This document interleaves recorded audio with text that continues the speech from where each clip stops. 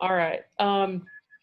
Welcome to the Book Bungalow's virtual author event with Stephen Grogan, author of Vegas Die, A Quest Murder Mystery. You have the book to show them? I do have the book. It is right here. Nice, and that's there you go. Yeah. Okay. Make sure it's visible. I am in the process of reading it. It's a gripping story. You can either read it as pure mystery thriller or read it for clues leading to a treasure. But more about that in a minute. My name's Tanya Mills, and I'm the owner and manager of the Book Bungalow here in St. George, Utah. We're Southern Utah's only independent bookstore, offering all new books and a full range of events, but our events right now are virtual. And I'm going to let Eleanor in. She pre-ordered your book, so. Anyway, you can order Stephen's book through our website. If you pre-order it, then he will send you an extra clue that is not in the book. And I will put the link for that in the chat room pretty soon. Here's somebody else. Okay. I will also post a link to his website, the treasure hunt rules and clues that he provides. And we'll be sure to include both links at the end of this recording. And you'll get an email with all of those links, including a link to the recording if you need to review anything that he said. If you think, did he mean this when he said that? You might want to watch it again. Anyway, in Vegas Die, when casino executive Owen McCombs discovers a dead gangster in the trunk of the mayor's car, he needs to find answers quick, not only to save the mayor's political career, but to keep his own freedom, since Metro homicide detective Chastity Tempest Taggart, already pumped from throwing her ex-husband into jail, is motivated to prove McCombs and the mayor guilty. The best of Sin City characters and events show up in this book. The imploding casino, the buxom stripper, the nerdy card counter, superstar twins, the Elvis impersonator, of course, the graffiti vigilante, and associated corpses immolated, shot, sliced, and diced. In deadly play is also the desperate hunt for $7 million in twice stolen jewelry. Vegas Die won an award for Best Regional Fiction, was selected by the Las Vegas, it's been a long day, Review Journal as one of the best selections for summertime reading. For 3 years, it held its own treasure hunt, which I wonder how many of you did that 3 years ago. If any of you did, like, raise your hand or something.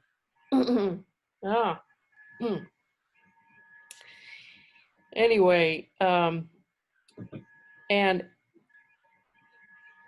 it was called A Quest Mystery. Using clues found in the book, readers searched for a dagger with $25,000 in prize money, while it was never found. Is that right? Yes, that's correct. Found. The quest answer is unveiled within this new 15th edition of this best-selling novel, and it contains new clues to a new treasure. He's an award-winning author. His books include Lafayette, Courtier, To Crown Fugitive, and Captain Cook, a Hawaiian mystery of romance, revenge, and recipes. We'll talk about that too.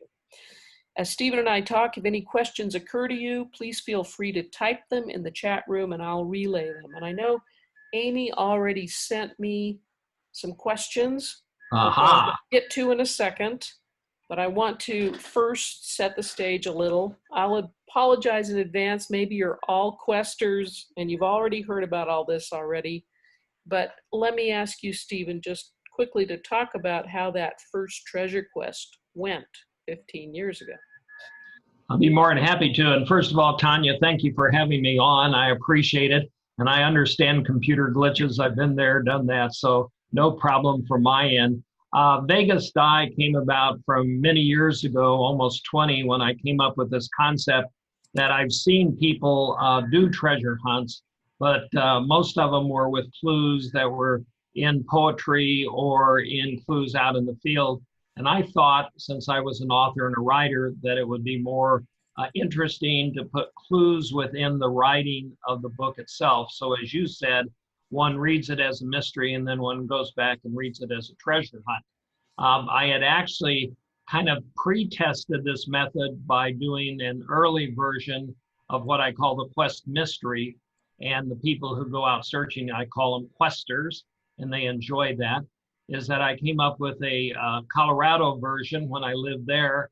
And at that time, it was called Casino Mountain. It was also titled, which I thought was better, Rocky Mountain Die, which then became a prelude to what I did when I came to Las Vegas. One of the things they say about writing is you're supposed to write about what you know. And I lived in a neighborhood that actually had the mayor of Las Vegas, and he was a very well-known character who was actually a defense attorney from some of the notorious mobsters of the Las Vegas era, including Tony the Ant Spilatro, among others. And as I read about his life and what he did, I started formulating a storyline. And the storyline was as you wrote, where the mayor becomes the #1 suspect. I then wrote it with clues involved and wrote the clues within the book. I then ended up trying to realize that I wanted people, and this goes on to why we're having this kind of anniversary edition come out. I wanted people to come to Vegas and enjoy Vegas. So some of the clues were set out in the neighborhood, and the prize was out in the neighborhood. It wasn't just you read the book and realize you found the treasure just by reading the book. So you actually had to participate. And luckily, there were a lot of people in the Las Vegas area who helped the armchair questers, those who would stay home and take guesses of where they thought the treasure, which was a photograph of a dagger from the cover hidden in a book in the Clark County Library.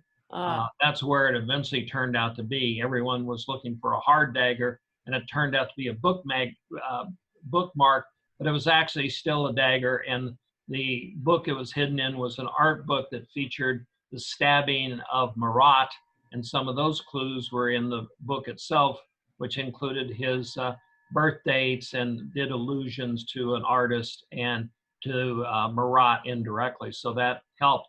And then, so jumping ahead, and I'll go back in a second, but jumping ahead with the COVID-19 shutting down Las Vegas, I felt, #1, that it would be a good idea maybe to come up with a book to try and encourage new people to come to Vegas and enjoy Vegas and bring back some revenue and bring back some fun to Vegas.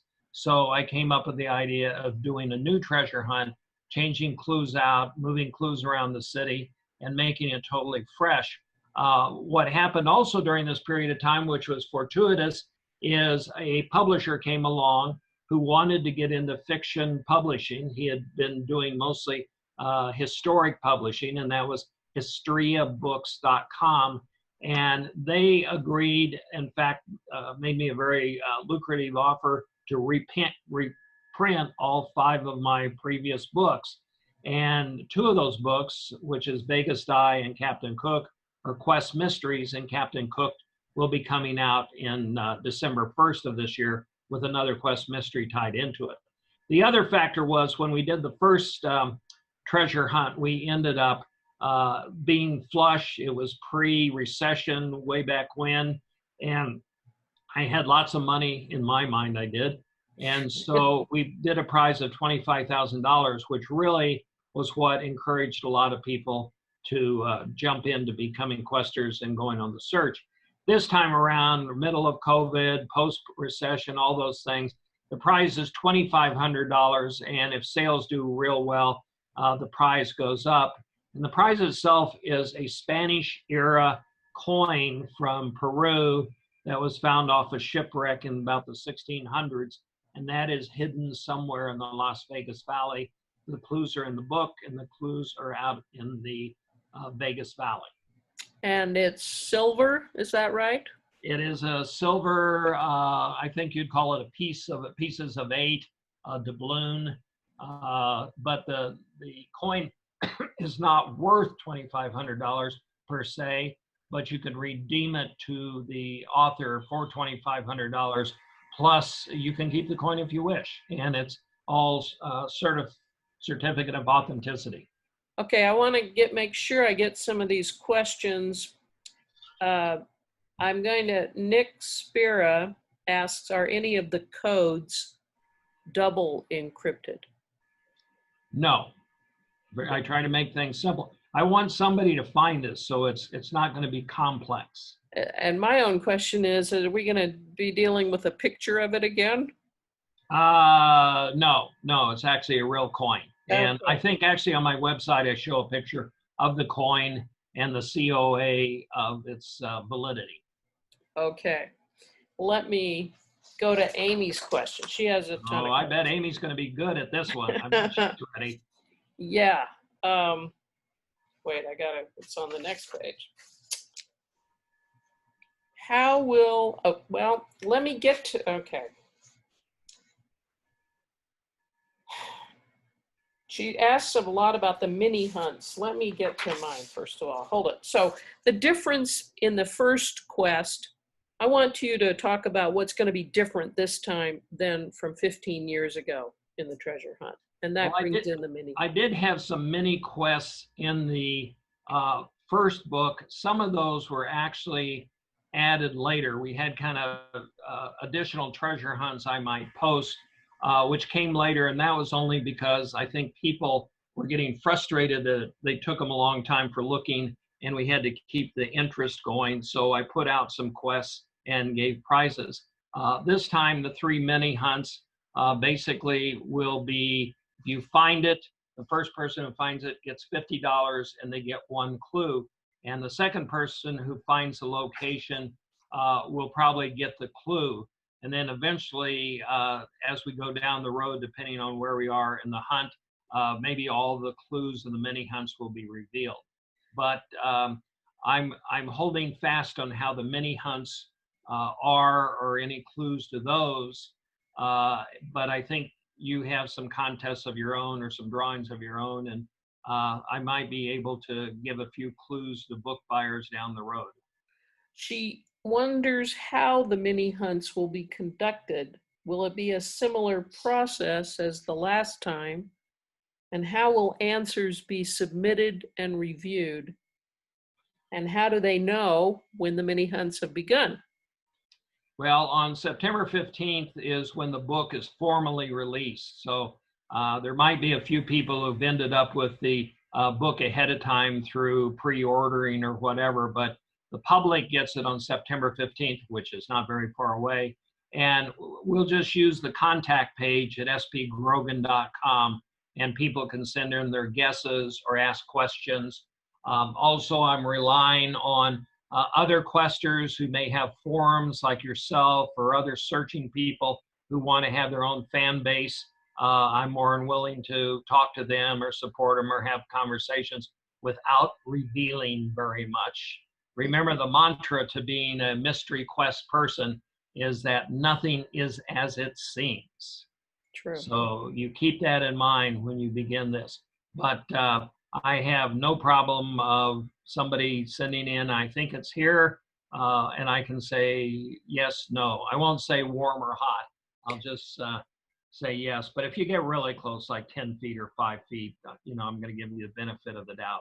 And usually in these mini quests, and as well as the main treasure hunt, if somebody suddenly stumbles, let's call them uninitiated people, stumble across this, there are some codes tied into the finding the prize that will require them to verify that they're actually questers, and we'll be able to see if you went through the process of the other clues to get to the mini prizes.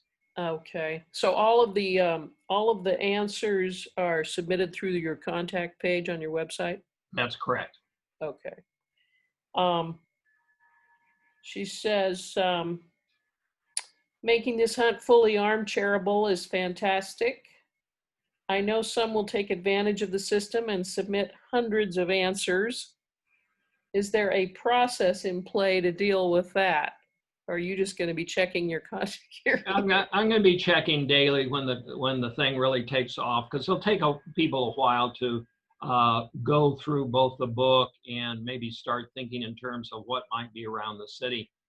Again, I encourage people who have kind of treasure hunt sites to act as people to support other questers.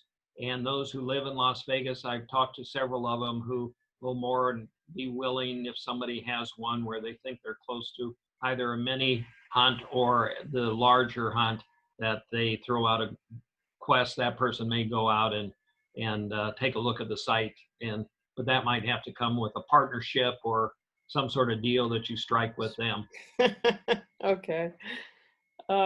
And so she said, just for clarification, the mini hunts are boots on the ground required. I would say so, yes. Okay. She said, I know it's difficult to determine difficulty level, but how difficult is this hunt in comparison to the last one? Well, since no one found the last one, that must be a 10 for difficulty. But I bring it down to a 7 because I think I've layered clues that there might be different, let's call them threads that can lead you to the end product going in several different directions, versus you have to have everything on the last one to get to one place.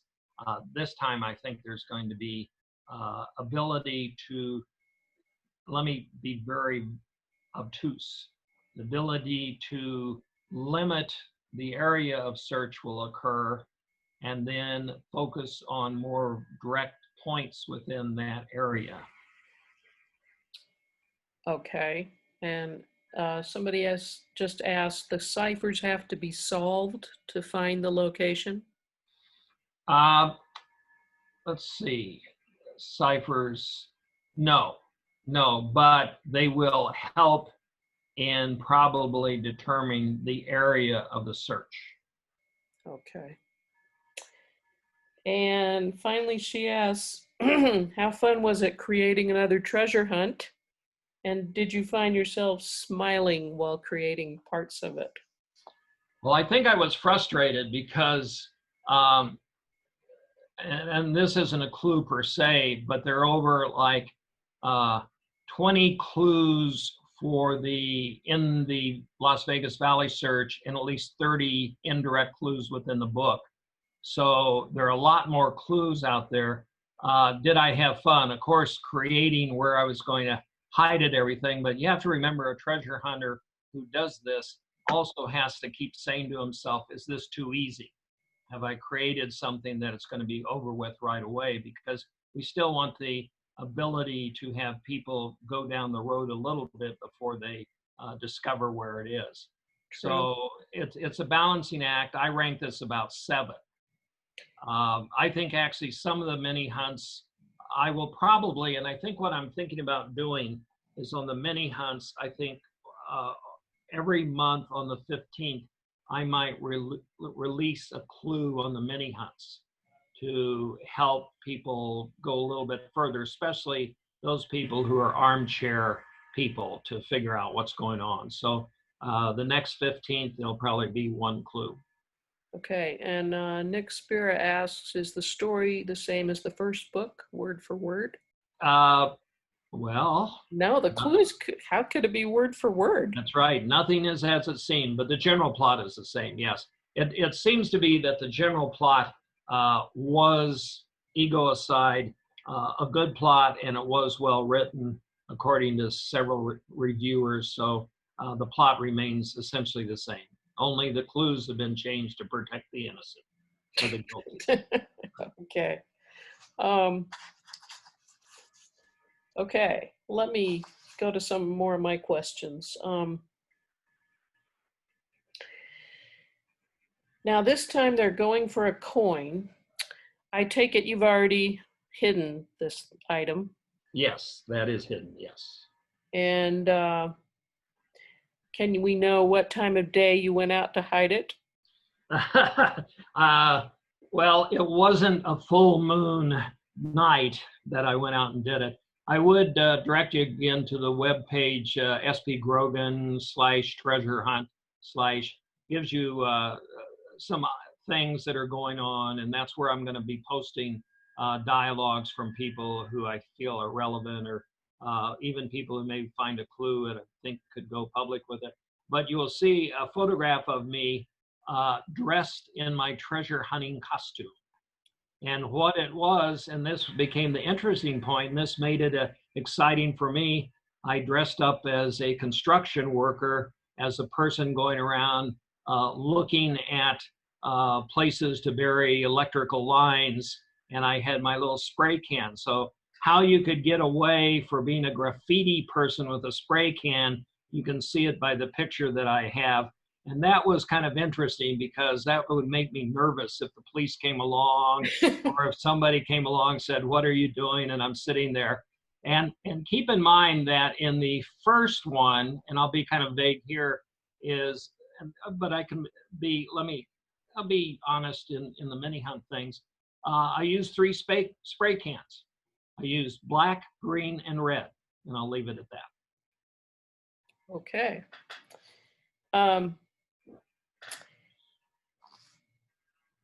Are you from Las Vegas originally? I'm curious about your background because I could hardly find any kind of bio on you. I like that, man of mystery. Basically, I've been here in the Valley, Las Vegas area for 22 years. I came from Denver, Colorado.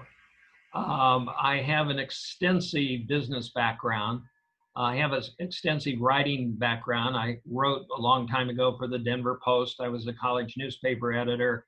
I was an editor and publisher of a industry gaming magazine for a while. So I do have kind of a writing career. That's kind of my hobby thing, but I turned it into some business. So I have that background in writing, but I've also have a business background. I'll point out too that if you go into the news items on my webpage, you'll see that there's a post that my career, both my writings and my business papers, were contributed to the archives at the UNLV research and historic library section. Cool. So there are even some people thinking about they're going to see if I left anything there, but you know, you have to go through all that research stuff to do it. But that tells you a little bit more about me, which is posted there. Okay. Alex asks, besides being on ground to get the coin, what % can be solved from home with Google Earth versus having to see the clues in person? How armchair is this? I think the mini hunts are armchairs, and that will limit the area within Las Vegas to look. And the book itself, I believe probably an armchair person could perhaps figure things out using Google Earth. There may be some points that they have to do some Google Earth, but if they get close to picking a site, and a very specific site, they may be able to find a clue, or somebody may be able to relate a clue.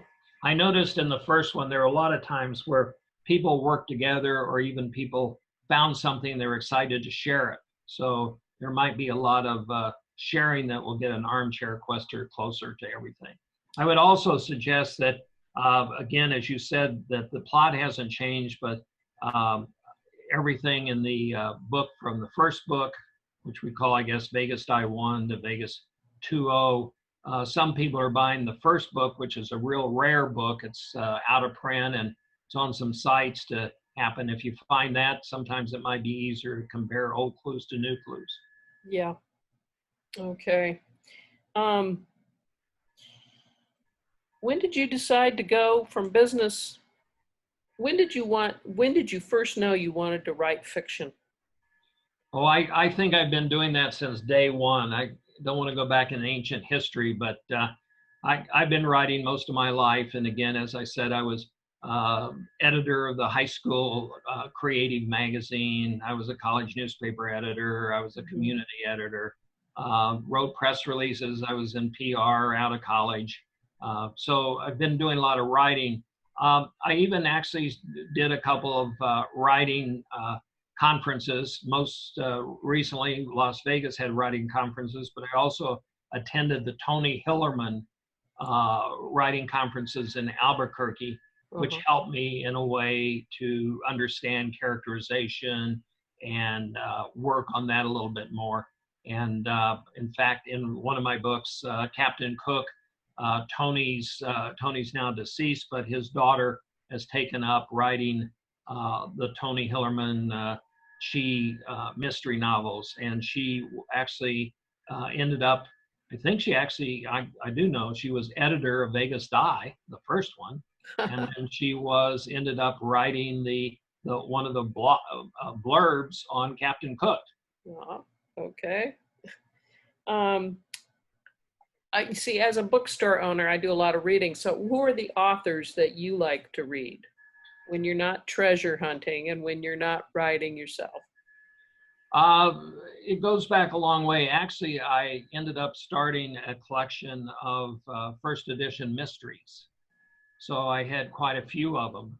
And I still have a big collection of it, but James Lee Burke was a good writer. Michael Conley.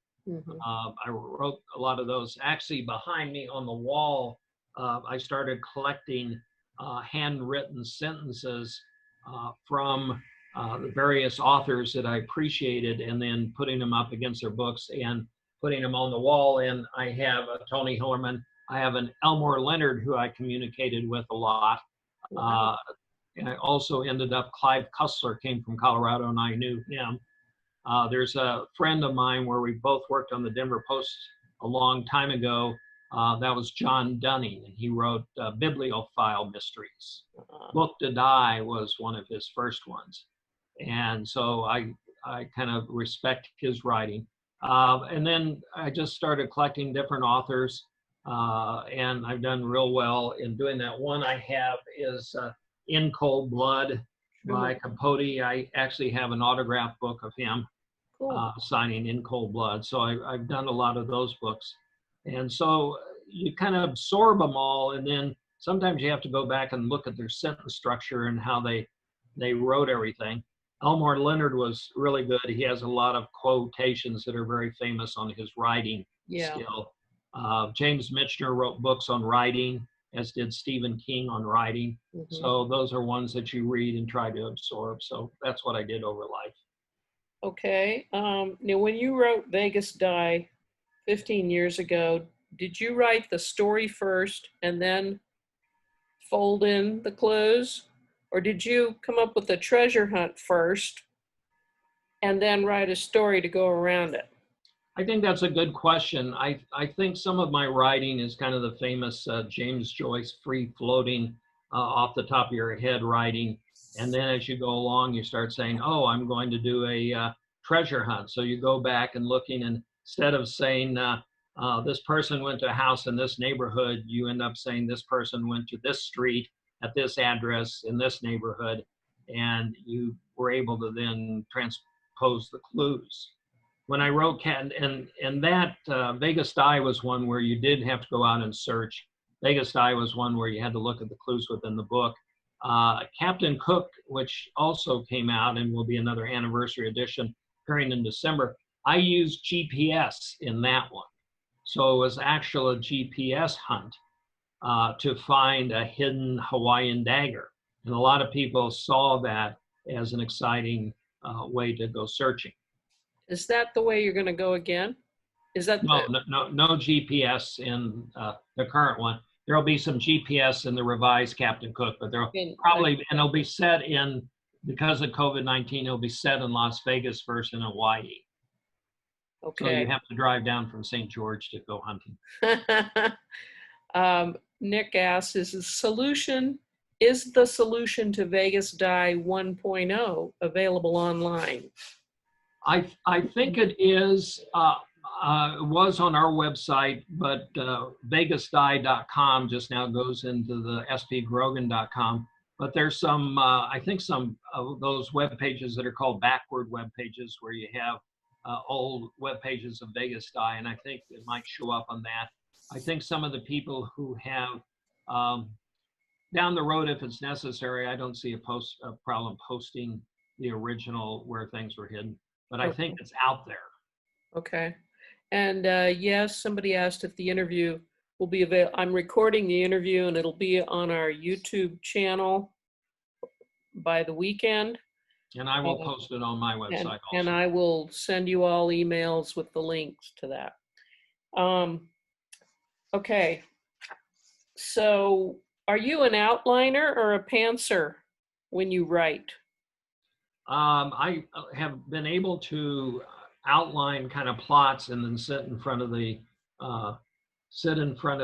computer and type away. My other book, which just came out last November, but about a month ago came out. Here comes the pitch on it. Lafayette. Uh-huh. This came out. Yeah, she has a copy. Way to go, Amy. Thank you very much. Oh, read it, read it. But that was a real fun one to do because I took 2 trips to France doing research. Oh, and you got to take it. So I toured all over France. I met with the head of the Paris library. And, oh, Amy's getting smarter than we think. Oh, be careful, Amy. She may be ahead of everybody. But I ended up going to his birth site, his death site, certain places in his life. I ended up reading all about him.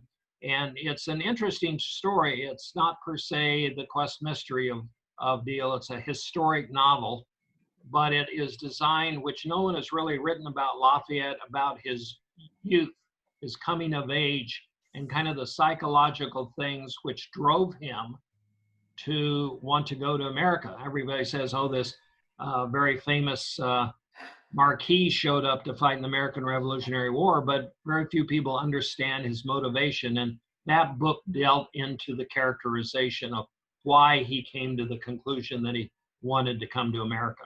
Ah, okay. So you start out with a kind of an outline and then you sit down and just because the outline helps you know where you kind of want to go. And then you just it's kind of a combination of outliner and pantser. And I think in my writing, I do a lot of online corrections and cut and paste, and that helps a lot too. I'm also I have to go back sometimes and abbreviate my sentence and my paragraphs because sometimes I do get wordy very quickly. I've had instances where the only critiques I've seen is people say I have tremendously long paragraphs sometimes. But, that just comes with the territory. Different writers have different ways of doing it. Yeah. Okay. Let me see. Let's see. So you say that this treasure hunt, you could not have to live in Las Vegas. You can do a lot of it from your armchair, but then maybe take 1 or 2 trips there in the end, or pair up with somebody who's from there. I would say both. I want to encourage people to come to Las Vegas because what happens, at least from the questers who live in Las Vegas, there's created a camaraderie where they all get together and discuss things. And it's a good way of making friends and kind of joining the community of treasure hunters who are doing other treasure hunts, not just mine. Uh-huh. So there's a big group of those people out there. Okay. Now your next book, Captain Cooked, comes out in December, and is it a quest murder mystery or just a quest mystery? It's a quest murder mystery, quest mystery. Okay. And again, that will probably be focused on Las Vegas. And because I'm limited in what I can do, there'll probably be some additional clues thrown in, and there might be some clues posted to the website. Wait, you said it'll be focused on Las Vegas? Yeah, the plot will stay the same. It's going to be a Hawaii story, but you don't have to fly over to Hawaii to try and find the prize. The prize is going to be in Las Vegas. Okay. So that's why I suggest you can just drive down. Yeah, okay. Have you completed that manuscript with the new clues? The manuscript, I'm still working on clues. The manuscript is actually to the publisher or the editor. And again, it's coming back for me putting in the final clues. Because it has to be printed next month. Okay. And do you know what's going to be hidden for that one? Can't tell you right now, You can't tell me right now. but Okay. it'll come out. Another thing that's what I'm trying to do is I've been trying to build up, and it's been kind of hard because and I'll be very honest, I haven't gotten the national press that I would like to find in putting these books out. But there is a chance that if we're successful in doing a good treasure hunt, both with Vegas Die 2.0 and with Captain Cook, is that when we go to print the paperback of Vegas Die, which will probably be spring to early summer of next year, is we can change everything out and launch another Vegas Die 3.0 treasure hunt. That's true. So we can just repeat it again. Yeah. So you can't tell us what's going to be hidden, but has it been hidden yet? No, I'm working on that, but you can't follow me around. I'm not in any position to follow you around.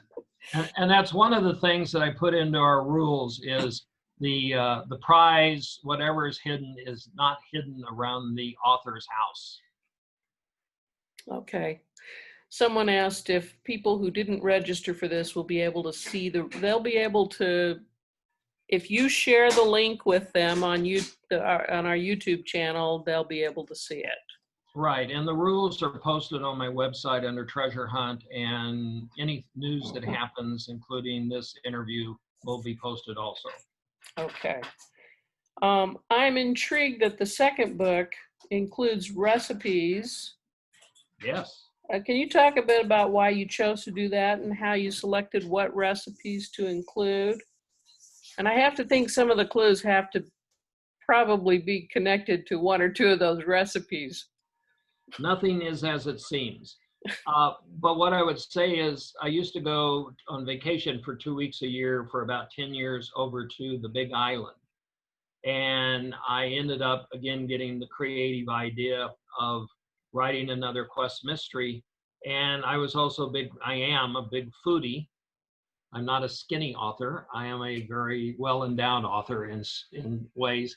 And I ended going to a lot of restaurants, and I said, well, let's incorporate the plot with restaurants. And what I had in the back of my mind, and I'm very frustrated about it, is I had been reading a bunch of what you would call the cozy mysteries, but basically culinary mysteries, like from Diane Mott Davidson. Yeah. Or I think I want to say Judy Fluke, but it's somebody like that.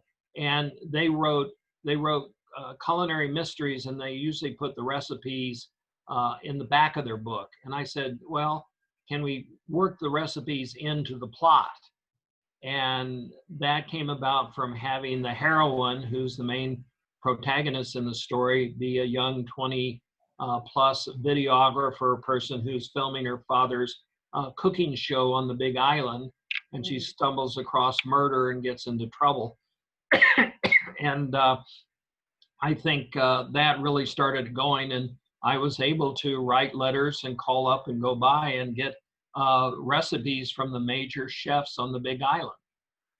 At that time, too, one of the things that I did was a portion of the proceeds of the book went to the Big Island's food bank program. Oh, good. So it was also helping that, and that helped sales a little bit. Finally, we had one of the things that I also wanted to do is that I'm very active in the art scene in Las Vegas and served on the Las Vegas Art Commission for 8 years. And I've always been a big believer of going back to the old writing style where books were illustrated and the plots were in there, but the books were illustrated. If you look at Lafayette as a softcover, you'll see a lot of photographic artwork that kind of ties into the plot and gives you reference, instead of putting a lot of glossy pictures in the middle. Yes, there's an example. Thank you, Amy. But what I did there is I ran across, I also got some of the major famous artists of Hawaii to put in some of their artwork into Captain Cook. And so that became a type of helping other people out, helping artists. And then I wrote, about 2 years after Captain Cook came out, I wrote another book, which was a fun one. I wrote a fantasy book. Don't ask me why I'm jumping around, but it was a post-World War II fantasy dealing with atomic bombs and Hawaiian goddesses and gods. And it ended up having the artwork of a friend of mine, a guy by the name of Brad Tiki Shark Parker. And he ended up illustrating a lot of the artwork within Captain Cook, or rather in this other book I wrote, which was called Atomic Dreams at the Red Tiki Lounge. And that was a real good one. And that's also going to be probably in the 2021 or 2022. That will also be reprinted. That won't be a quest mystery, but that will be still a fun book to read. Are there going to be more quest mysteries after Captain Cook? Well, that was kind of what I was getting to, and I kind of ran all over the place. But the idea of Captain Cook was, well, we did a culinary mystery based in Hawaii. Then because I knew Ann Hillerman, who actually had done a cookbook for Santa Fe, I said, well, why don't we do a culinary mystery, taking the same young lady character and moving her to Santa Fe and putting her into more trouble and more murder. And I think that's something that will be one of my goals in my writing plans of action. Right now, though, I'm writing and finishing up, which will hopefully be published next year sometime, will be a book I'm now entitled right now called Murder Expo. And that is going to be tied into the convention business in Las Vegas, and that will be a quest mystery. That may not be till 2022 because I really do want to find a New York-based publisher who can give it all the promotion that hopefully will be well-deserved. Mm-hmm. Okay. So I have my work cut out for me. You do. You do. Are there any more questions from our viewers and listeners? Well, you can you can also go to the site of the publisher, which is historiabooks.com, and you can see my other books that are coming out. Ah, there it is. I'm back. Appreciate it. Thank you. I'll even hold it up to there. I'll do the thing real close. There we go. Yes. But they were very generous in wanting to republish my books, and which has actually put a lot of pressure on me. We're talking between really this year, 3 books are coming out. Usually an author has 1 book a year maybe, but I'm having 3 books come out in this year, and it ends up being a very anxious time of running around, holding interviews, getting promotions, hiding clues. Yes. Are you ever going to do a mystery that is, well, you talked about maybe in Santa Fe, you said? Yeah, I would like to. I don't know if the next culinary mystery will do that or Las Vegas again. I'm trying to be supportive to Las Vegas and getting people to show up here and get the casinos reopened and more people having fun. How is it doing there? Because it's pretty dead. And no, I won't say that. I won't say it's not. It's just lower revenues. People have been laid off. There is suffering, economic suffering from employees and people. It'll probably take 2 or 3 years to generate additional people coming to gamble, because it's not so much people that Las Vegas can't open. They're open right now. The problem still is, I hate to say it, the fear of flying in my mind for the tourists to jump on an airplane and come to Vegas. mm-hmm. So there's going to have to be some new Vegas promotions to encourage people to come to town. And I think that will occur, but it's going to be a slow process. Well, I did see an ad on the TV the other day. That's a beginning. In Vegas. I would assume that in terms of balance with the clues, what percentage of the clues are downtown as opposed to out? I'm going to have to be vague on that. I want people to see Las Vegas.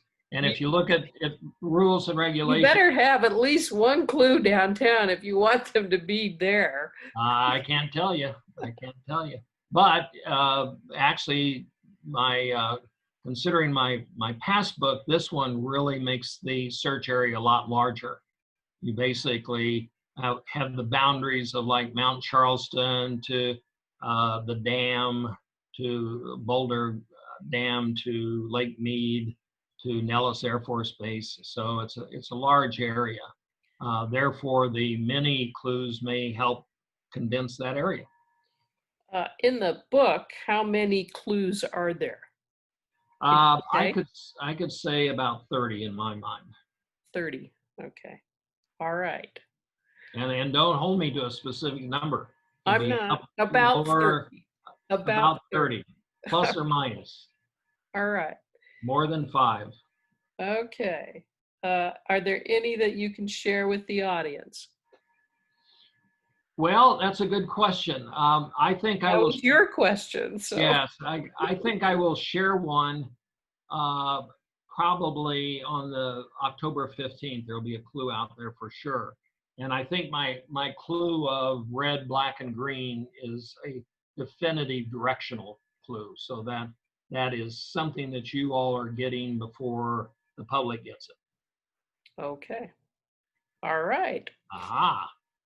Well, if there are no more questions, I want to thank Stephen, and thanks to all of you who joined us today, and thanks for your patience in seeing me overcome my laptop problems and finally get this going.